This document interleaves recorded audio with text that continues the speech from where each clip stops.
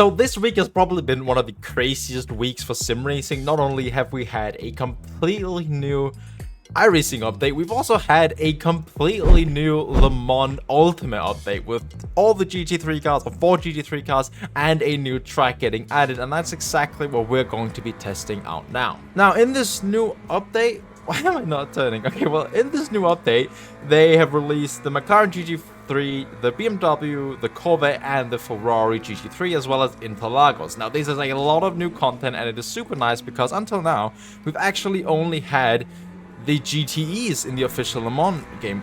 Why do I not have any grip? There is no grip. Is this cold ice or something? Should be, but this guy's overtaking us. He's got some grip. Anyways, we're here in the McLaren at Interlagos.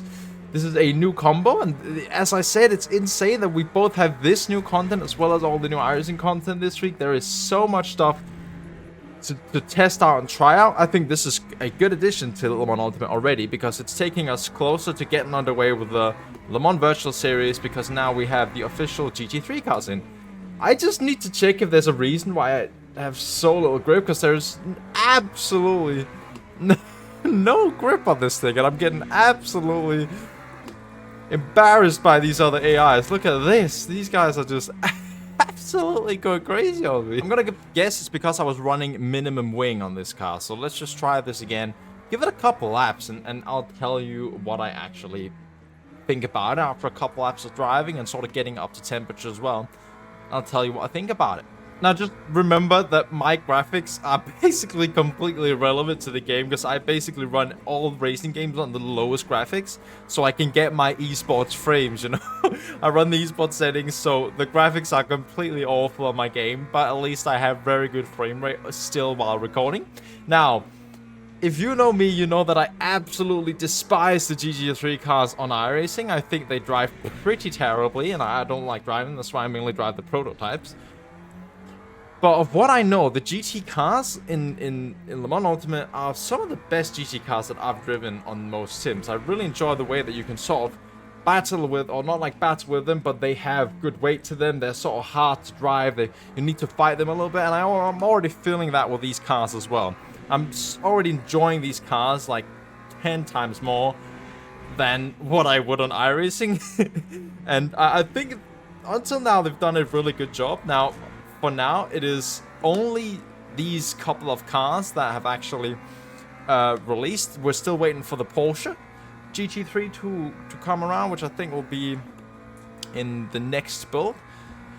So that'll be interesting to sort of, once we have all the cars on the grid, see what's going to happen with the Le Mans Virtual Series as well, and all that sort of stuff. Now, I'm still getting absolutely embarrassed by these AIs just being overtaken around the outside by another GT3 car.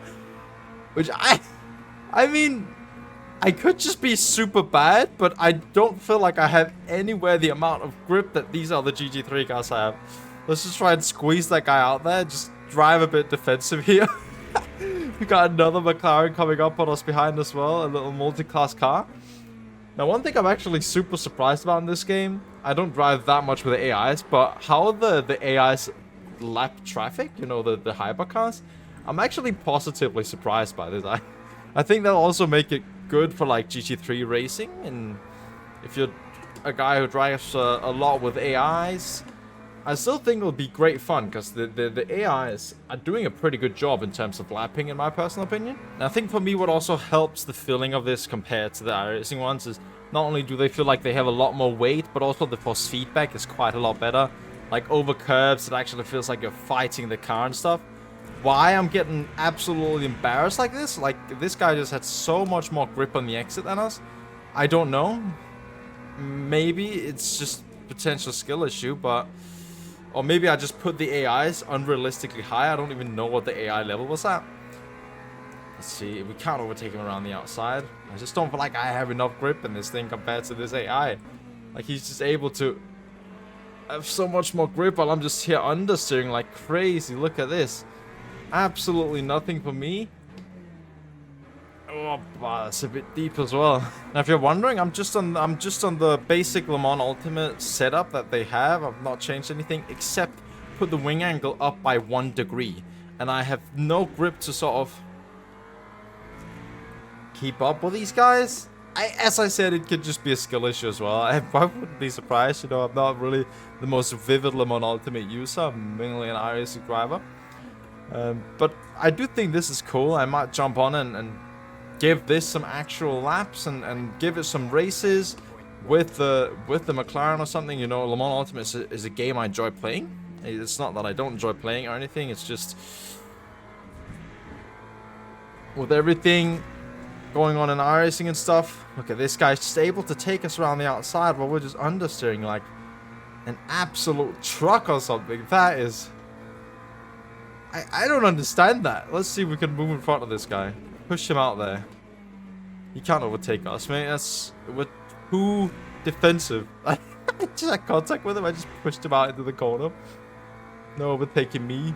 Look at that. I'm just understeering like crazy when I'm trying to push the limits a bit, and we can just sneak through there with the Ferrari taking the inside line, and that just allows us to get it back. Oh my god, and we're going 3 wide. This is crazy, and I've just entered a practice session. I've not entered anything like it, but this is a lot of fun. I should do more AI racing like this, to be honest. Just send it into a race like this and test out some cars in this game. This is great fun. Now, this update, if you haven't already bought the season pass, comes at a price of 16.99 euros, or 17 euros basically, which you might argue is a bit of a hefty price for a game like this, but oh my god, if you compare it to something like iRacing, that'll get you just above 1 car. Here you'll be getting 4 new cars and 1 new track for that price. So comparing to iRacing, which is also the most expensive, it is actually a pretty fair price. If you compare it to other stuff like ACC, some people might argue that this pack 4 is expensive. It's 17 euros more that you need to spend on the game you already own, right? Whether I think it's worth it? I think so. I personally think that paying for content in games is nothing I have really anything against, right? These are people that use a lot of time and money as well to develop a game like this for us. And we're just getting overtaken by 3 GT3 cars in 1 corner. Simply lovely. So I don't have anything against paying for it. Now, the McLaren is free. So you actually don't get the 3 GT3 cars. So the McLaren you can download for free. You just need to go to the Steam library and add it to your car. But Interlagos and the 3 other cars, let's switch to the inside, you need to buy in the pack. Can we take it 3 wide? Alright, we've taken the back 3 wide, but if I was racing against me in real life, I would be super annoyed because I'm not really going very fast right now. That might actually have helped a bit, riding on the inside line. Does seem like it's working a little bit once you just start pushing like the brakes a bit, you know. Here though, it's just insane the understeer I'm getting compared to this guy, that he's able to get onto the side of us without really having to worry about anything. It's almost like it's a different license class, but hey. Overall, I think the GT3's for now, at least the McLaren that I've tested now, it drives super nicely.